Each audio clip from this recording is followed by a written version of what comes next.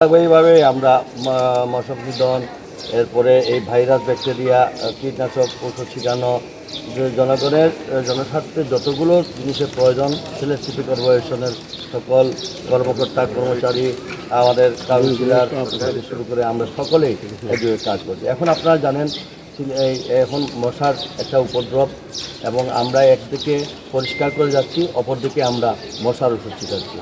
এতদিন একটু করোনা ভাইরাসের জন্য বিভিন্ন যোগাযোগ আমাদের ঔষধপত্র আনার একটু অসুবিধার সৃষ্টি হয়েছিল, তারপরেও আমাদের কন্টিনিউ কাজটা কিন্তু অব্যাহত ছিল। এখন আমরা পুরোদমে আজকে 6টি ওয়ার্ড এবং পরবর্তীতে এই অন্যান্য ওয়ার্ডগুলো এইভাবে 27টি ওয়ার্ডেই আমরা মশক নিধন। এর সঙ্গে আমরা আশা করব জনগণকেও সহযোগিতা করা, কারণ করোনা ভাইরাসের জন্য আমরা ভিতরে বাসার ভিতরে যেতে পারতেছি না। কাজেই বাসার ভিতরে আঙ্গিনাগুলা এবং বাসার বাথরুম, ছাদ, বিভিন্ন মার্কেটের ছাদ এবং নিজের বাড়ির ছাদ, এগুলা ওনারা পরিষ্কার রাখবেন। স্বচ্ছ পানি কোথাও যেন না থাকে তার ব্যবস্থা রাখবেন। এরপরে ফ্রিজের নিচে ট্রেতে পানি, এগুলা ওনারা মুছে টুছে রাখবেন, পরিষ্কার করে রাখবেন। আর যেসব ব্যবসায়ীরা টায়ারের ব্যবসা করেন, নারিকেলের ব্যবসা করেন, এরা যেন সঙ্গে সঙ্গে এটা পরিষ্কার করে রাখেন। কোনো অবস্থাতে পানি যেন এখানে বদ্ধ অবস্থায় না থাকতে পারে। এই প্রসঙ্গে একটু জিজ্ঞেস করতে চাই, এডিস মশার প্রজনন ক্ষেত্র ধ্বংসের ক্ষেত্রে বিশেষ কোনো পরিকল্পনা, যেহেতু গত বছর? হ্যাঁ, ডেফিনেটলি সেটা একটু বলবেন। সেটা ওই যে আমরা আমাদের প্রথমত পরিষ্কার পরিচ্ছন্নতা এক নম্বর, দ্বিতীয়ত এর সঙ্গে আমরা স্প্রে করতে যাচ্ছি, কীটনাশক স্প্রে করবো। হ্যাঁ, এবং হাউস টু হাউস আমরা এই করোনা ভাইরাসের জন্য হলে পরে আমরা আবার গত বছরের মতো আমরা হাউস টু হাউসে যাব।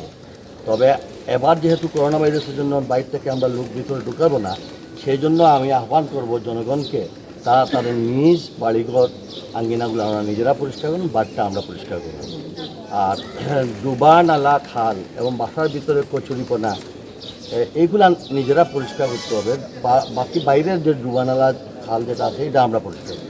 আচ্ছা, এখন অনেক পাড়া মহলে কিন্তু অনেক পরিষ্কার পরিচ্ছন্ন, যেমন একটু আগে একটা ওয়ার্ডে গিয়েছিলাম, অনেক সুন্দর পরিষ্কার। তো আপনার ওয়ার্ডে কিন্তু এই কাজগুলো, প্রকল্পগুলো দৃশ্যমান নয়।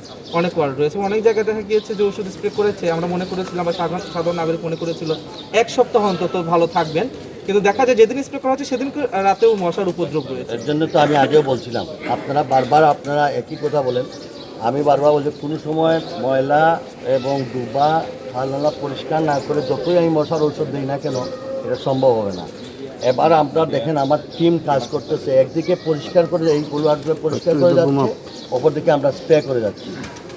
আর কিছু কিছু এলাকা আছে এত বস্তি কলোনি, যেখানে ছড়া খাল কয়েকদিন আগে পরিষ্কার করে আসছি, সবও বোতল সবটা নিয়ে জলাবদ্ধ ব্লক করে রেখেছি।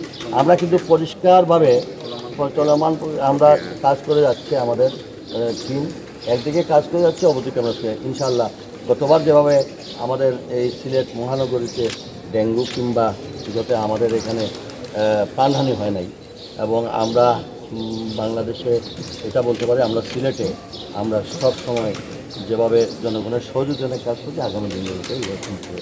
আর যেটা বলছেন এটা তো মানুষের পেছনে আমার এখানে মশার ঔষধ দেন না দিলে বলবে, কিন্তু আমি তখনই বারবার বলছি মশার ঔষধ খালি ছিটালে হবে না, এর আগে তার যেখানে উৎপত্তিস্থলটা ধ্বংস করতে হবে। এবার আমরা উৎপত্তি ধ্বংস করে কাজ করি।